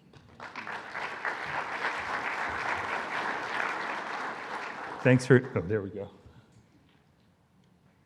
Thanks a lot. Just let me know, please, I'm Osiris-REx, let me know if I'm too loud, too fast, too slow, too anything. Been 17 years on OREX, and sometimes it's hard to get a word in edgewise at these meetings, so it's nice to have a platform. So I thought I'd talk about and bring you up to date on a locally led mission, Osiris-REx, which just last month brought home a sample from the asteroid Bennu. In the context of innovation, innovation to me means accomplishing a task in a new way. There are literally thousands of tasks to do on a project like OREX. I might as well advance the slide. I'm going to go through several of them. We can't go through thousands because we only have 10 minutes. One of them, so there will be 2 kinds of tasks. The classic innovation paradigm, I guess, is someone has a bright idea or a vision, and then they carry it forward. The antithesis of that is something bad happens or something unexpected happens, and you react. We're going to cover both kinds of innovation. The two are, I will already say, you can already see, have two different workflows, right? For the first one, where you're planning an innovation, you go home at a reasonable hour. You see your family. You go home on weekends. For the second one, usually they involve long hours, little sleep, and you're desperately trying to fulfill some kind of deadline. Now, picking the right asteroid falls into the first category. We had to select, so the background there shows all of the asteroids as of 2015 that were discovered from a famous YouTube gamer called Scott Manley, whose reference I included at the bottom there. You can see the major planets moving around the sun. The red dots are the near-Earth asteroids. From those near-Earth asteroids, of which we knew about 7,000 when we selected the asteroid for the mission, we could filter down to about 200 that had optimal orbits for sample return. Of those 200, 26 had a diameter less than 200 meters, which is important because you don't want it to rotate too fast. It's not safe. 5 were carbon rich. We were interested in carbon because it is the material from which life formed. And then finally, we selected Bennu. One of the reasons that we picked Bennu out of those 5 is that we knew a lot about it. It was discovered in 1999 by a robotics survey, and we actually had radar, which is the panel in the inset there. The radar showed us that we had at most a 10-meter wide boulder on this thing, so it was believed to be relatively featureless. Well, we got there, and of course it was not. So this requires the second kind of innovation. Now you have to scramble. We expected it. I wouldn't say we expected it. Everybody allows for a lot of unexpected events in something like this. But most people, when they were thinking what asteroid sample return would be like, were thinking of the leftmost panel here, not the middle panel, which is the reality here. Bennu is a very high density of large boulders. Now, what does that mean in actual fact? A boulder on Bennu is, as we know now, not then, is not the same as a boulder on the Earth. At the time, we had to allow for the possibility that the surface of Bennu was very much like concrete, not cake, right? So these boulders here, you couldn't just punch through. We had to assume that they were hard and unyielding. We went through the sample process, the sample selection process, as we had planned. I'm going to talk in a second about the importance of planning. Even when you know that stuff unexpected is coming, it's important to plan because you walk through the exercise and acquire the discipline to be able to unscrew things when they do get screwed up. So this is the sample site that and it's worth pointing out that all 3 images here show about the same amount of terrain, believe it or not. That's our primary landing site. We called it Nightingale. So when it came time to go there with such a high density of boulders, our original targeting ellipse error of 25 to 50 meters was just not going to work. So the method that we started the project out with the planning on how we were going to get to the sample site was not going to work, and we had to come up with something new. At that point, we adopted terrain finding. In other words, a method that had feedback. We would assemble a base map of the asteroid surface and then feed that information into a computer. The computer would acquire images as we were approaching the sample site. It would feed it back, and we would self-correct our trajectory. We have to practice this approach. That we did plan for. So we selected 2 waypoints, which we call checkpoint and match point, at which we would check ourselves. How are we doing in getting to this sample site? We did very well. I can show you. You can see there at the right, rather than an error of 25 to 50 meters, we ended up with an error of less than a meter, which showed that we were able to innovate it to accomplish and counter this curve that nature had thrown us. Now came the time to gather the sample. Now I've got two panels here. The left one shows real time. The right one shows 37 times speeded up, because we want to be able to get a sense of the entire thing, and we don't want to have to wait 3 minutes as you would have to just to see something you're only going to see once in 3 minutes. You can see right now that the question was very much answered by the sample acquisition camera that took these images, that the surface of Bennu was very much like cake, not concrete. So when we hit the surface, we kept going. So there you can see we're hitting the surface. Now you're going to see a sort of empty field, and then in just a second or two, the thrusters will fire because the spacecraft had realized that it was already too far into the asteroid's subsurface itself, and it had to get out of there. You see it stirring up the material there on the left? All of that. And you can sort of see it on the right too, but it's very, very quick. Now that we had the sample, 2 days later, we took this sequence of images to try to characterize what we had. We had planned a rather elaborate sample mass measurement technique where we waved the sample arm back and forth, measured its moment of inertia, and compared it to a moment of inertia measurement that had happened without the sample in it. What we saw, to our, some say horror, but others say excitement, it depends on where you fall on the scientist spectrum, we saw this image sequence that was losing sample from the sample head. Now, this is not good, right?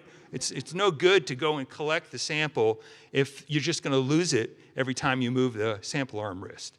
So we had to close up shop and seal that sample in the sample return capsule, which we did in fairly short order without doing that elaborate sample mass measurement. It's worth pointing out that this image sequence is rather an artificial one. And by that I mean I've cycled through all exposure times from 0.5 millisecond to 5 seconds. And people at each wrist position. And people would ask me to defend this choice, why did you do this? The reason was we don't know what's coming, right? You have an unknown unknown here, a true one, right? And you absolutely needed this image sequence to determine that we were losing the sample, not only to determine that we were losing the sample, but how fast it was moving away. Because even in the longer exposures, even though the central region here is very badly overexposed, you can see, you can get a rate of mass loss from the SRC, sorry, from the sample head. All right, moving on. Having thrusted away from the surface of Bennu, to a distance of more than 80 miles from the asteroid, we decided to go back.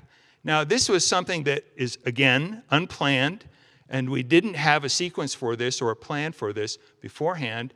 And the reason was that no one was in their right mind going to go anywhere near the asteroid again after we had a successful sample.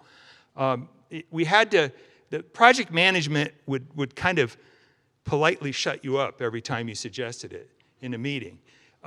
So they actually had to have NASA force them to do it, right? And that's a reasonable thing to do. NASA is the ultimate customer on behalf of the American people. So they decided to take the risk to go back to the asteroid and look at the hole in the ground that we had created by igniting the nitrogen sample bottles. So on the left, you see us going back. Takes weeks to get back to Bennu at the rate that we were moving. And then on the right, you see the before and after. After that, nothing happened for 2 years, except we went back to Earth. People tried to not even breathe on the spacecraft. Any sequence that you would upload to the spacecraft, even if it was a benign one, runs the risk of screwing something up on the innards of the spacecraft. So we tried to do as little as possible on the trip home. Finally, it came time to do a bunch of things in sequence. rather complicated things. Final adjustments in the trajectory correction so that we would be pointing at exactly the spot we wanted to enter the Earth's atmosphere in just the right way that we would stop ourselves just over the Utah Test and Training Range where we could deploy the parachute and descend to the surface. So on the left here is an image sequence taken not by our cameras, not by my cameras anyway, but by Brent Boss's cameras at Goddard Space Flight Center. These are the navigation cameras, and I think this is a remarkable image sequence of the separation of the SRC from the main spacecraft. And you can see time here. I've sped this up again. On the left, so it actually worked, and I hope you watched the NASA TV feed some 3 or 4 weeks ago when this was shown early in the morning of September 24th. It landed safely. You can see that this poor SRC has been through some stuff. This is a before, this is after. The top of the SRC is covered in this ablative material pica, and on the back shell, it's SLA. And if you look, this is what they look like at a microscopic level. Now, you can't tell me someone planned this geometry. This is just someone trying something and it being successful. And that is part of innovation, too. So these are the heroes of the descent story. And in the middle here, an observer in Australia actually captured the moment of separation here. And what I like is to think of as a really remarkable sequence. And then finally, here we are today, or at least last week. The sample is on the ground. It's sitting in its customized glove box at Johnson Space Center in Houston. You can only access it through these built-in gloves. And this is the latest released image of the sample. We still haven't broken into the reservoir within. This is all detritus. This is all extra material that was released from the innards during the jumbling that it would have experienced during the entry to the Earth's atmosphere. And that's it. Thank you.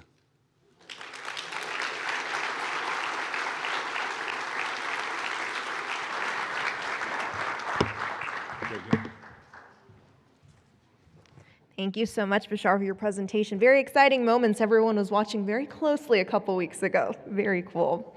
Now we want to hear from our gold sponsor, Arizona Western Entrepreneurial College. They have a quick video for us. Hi, I'm Daniel Cord, proud president of Arizona Western College. And we at the college are thrilled to be able to be a sponsor for this great event. Sorry I can't join you in Tucson, but wanted to share some of the amazing things going on at Arizona Western College, because there really is a little bit of magic happening in Yuma. For one, we're so proud of the fact that we're starting a cybersecurity program in conjunction with Fortinet, building out an amazing state-of-the-art lab where our folks will build things, hack things, and patch things. We're also proud to be partnering with the University of Arizona in our informatics grant, where it's offered on ground in San Luis, Arizona. Really thrilled with the number of stackable credentials that we've developed to allow folks to enter into the workforce and then build their career through stackable credentials in a variety of fields, Amazon Web Services, Google, and a number of other fields. Super happy to talk about the data analytics program that we've started in conjunction with Yuma Regional Medical Center, where our undergrads are doing hands-on research, analyzing data in healthcare metrics that will benefit this community in the long term. Also, all of this is encapsulated by our entrepreneurial. We decided to break away our own separate semi-autonomous college, the Entrepreneurial College, under the leadership of Ratika Dewan, where we can be much more responsive, much more agile in offering programs to our citizens of the community, also the businesses of our community, to make sure that their employer needs are being met too. All again in a new model that kind of breaks the tradition, the old stodgy tradition of higher education. And none of this happens without a college-going culture in our community that we have built through an aggressive dual enrollment program. Super proud to say that over the last 5 years, our dual enrollment program has grown by 640%. as we reach into the high school and partner with our local high school districts. Many of these courses are also in the IT, tech, and STEM fields. So we are truly creating a little bit of magic here in Yuma. Have a great conference, and I look forward to seeing you again in person very soon.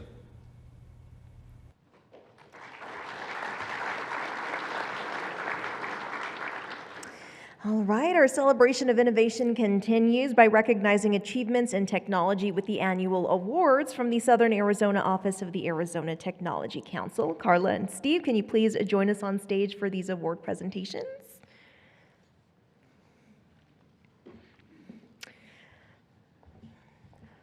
We are going to go ahead and begin with the Innovation Leader of the Year Award. This is presented to a company or business unit in the technology industry that has achieved significant business success and technical innovation or scientific achievement.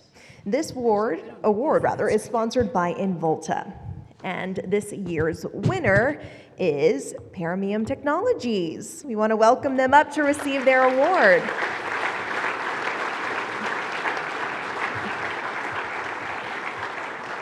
Some background: researchers at the University of Arizona developed a method of fabricating high-precision, low-cost compound curve reflective panels to meet the exploding demand for parabolic antennas to serve the thousands of communication satellites in orbit.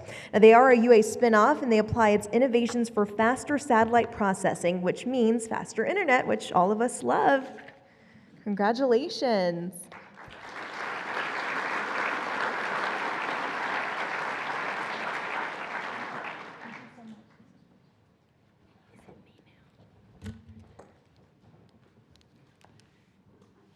All right, now I get to announce the Manufacturer of the Year Award, and this is presented to a company that demonstrates leadership as manufacturer in the region with a new process or product and involvement with the business and wider community of Southern Arizona.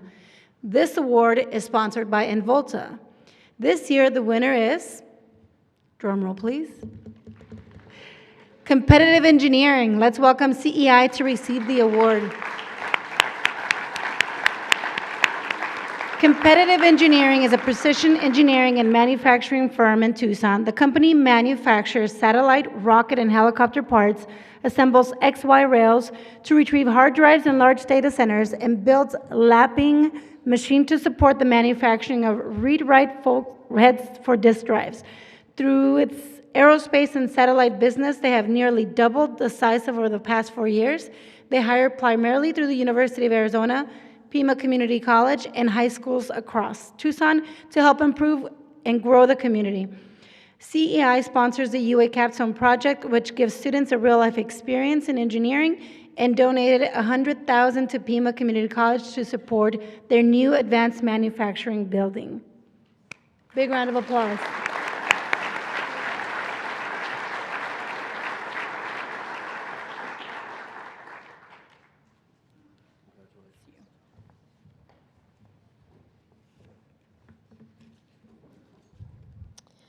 All right, and now we move to Startup of the Year, presented to a technology company that has achieved significant business success and technical innovation within its first 24 months. This award here is sponsored by UA Tech Parks, Arizona. We have 2 winners this year, pretty exciting. First, AZ Cyber Initiative, and second, Macula Vision Systems. Let's welcome both of them up to receive their awards.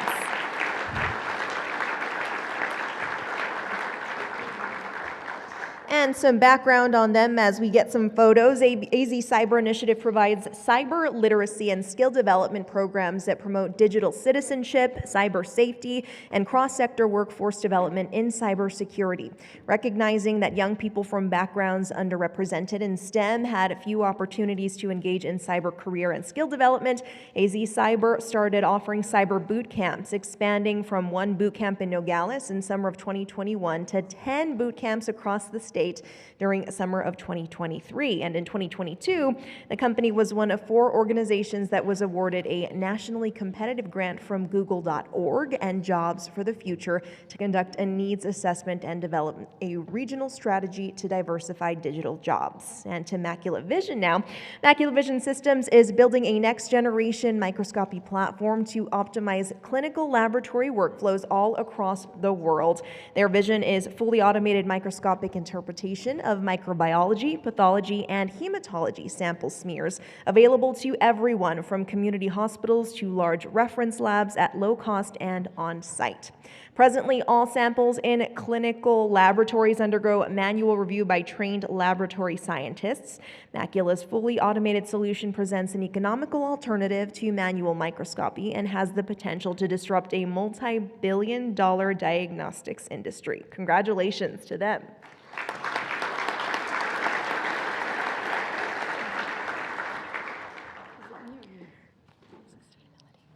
Oh, that's you. Oh, you're good. We move now to the Sustainability Award. This is presented to a company that seeks to highlight sustainable practices, initiatives, or programs by adopting practices without compromising people, the planet, or the economy. This award is sponsored by AGM Container Controls, and this year's winner is TG Recycling. Let's welcome them to receive their award.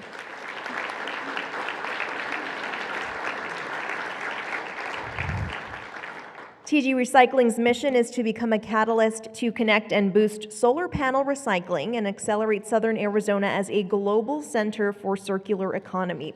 TG has developed proprietary and innovative technologies and business models to achieve the highest recycling revenue with the lowest recycling cost. The company's technologies enable a 90% recovery rate of the materials in solar panels that can be reused in new solar panels, including glass, aluminum, copper, silver, lead, tin, and silicon.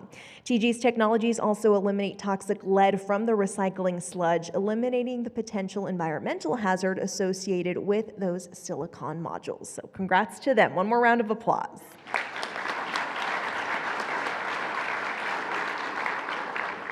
So you might ask yourselves, why are we going back and forth? There is a reason why. I was really, really excited about this next award. I'm excited about all of them, but I am, and you'll know why in a second, so excited about sharing with you all the Southern Arizona Member Organization of the Year Award.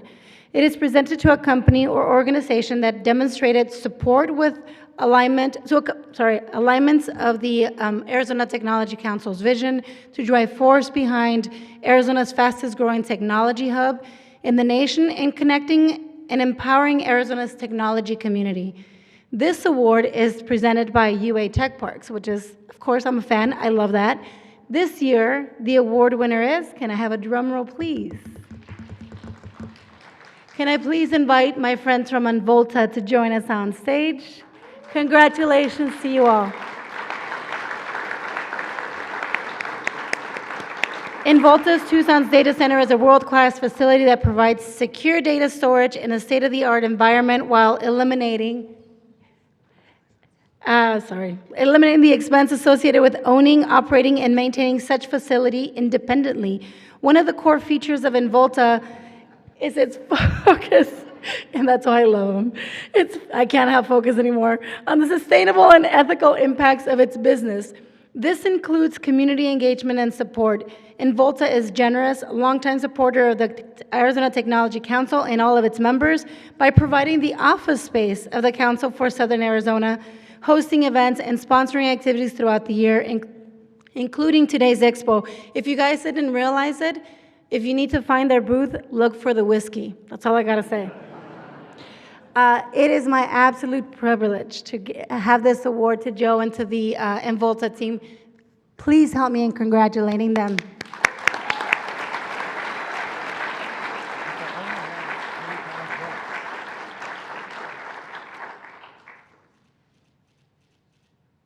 Thank you. Go Nerds!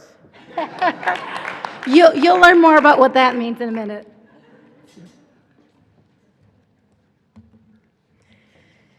All right. Well, are you all ready for the second half of today's event? It apparently involves alcohol. So, hey, why wouldn't you be, right? You'll have an opportunity to visit over 60 exhibits and see some amazing technology. So, I would like to invite any exhibitors to make a quick exit to their booths. You can exit through the double doors right back there. And if you are not an exhibitor, please stay seated as we wrap this up to keep it safe. And Volta promises to make your entrance to the Expo special with a champagne celebration.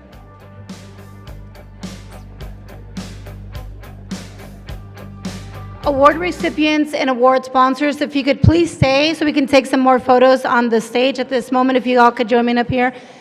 As you are exiting out, please help me in giving a big round of applause for Ms. Mary Coleman for sharing her expertise and making this event a great success. Thank you for always being our master of ceremonies. So from now until 6 o'clock, you'll want to take part of the After 5 mixer. The celebration starts with a champagne toast, courtesy of Involta, when you enter into the Expo session. And then the mixer is hosted by Access Recruiting Solutions, Cold Technologies, and Lumen Technologies. Please be sure to enjoy the food, drink, network, and exhibit with our speakers, sponsors, and many of the Tucson's leading tech companies. Thank you all so much. Looking forward to chatting with you in the Expo. I love that you guys are here sharing the moment with us. Have a great afternoon. We'll see you in a few. Again, award winners, if you could join us on stage, please.